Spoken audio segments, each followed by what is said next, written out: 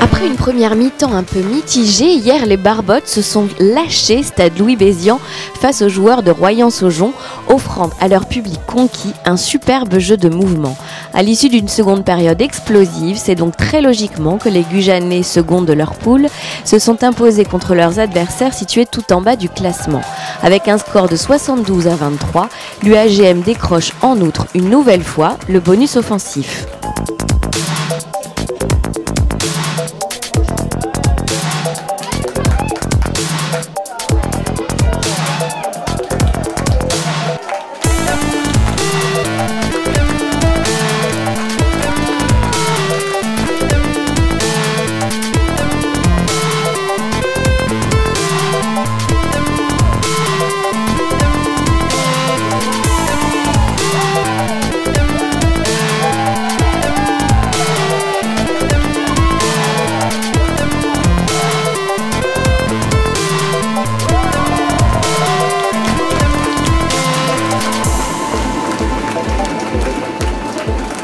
On est tombé sur une équipe qui était très joueuse et qui a vraiment pas fermé le jeu et du coup ils nous ont posé quelques problèmes en début de mi-temps, en début de première mi-temps parce qu'on s'entendait pas à ça quoi.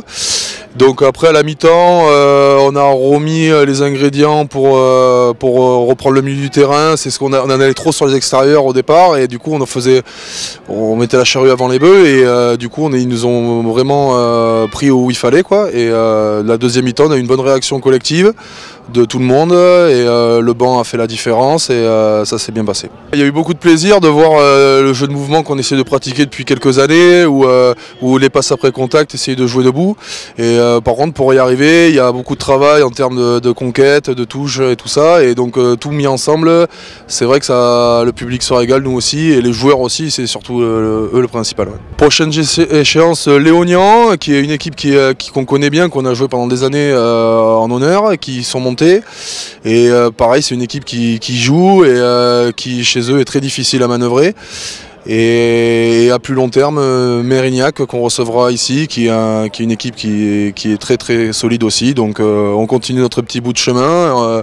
et on essaye de continuer à gagner, de se faire plaisir. On a eu une première mi-temps assez compliquée où on prend 2-3 essais, je crois casquette un peu, qui les fait qu'ils sont, on est qu'à 5 points devant je crois à la mi-temps,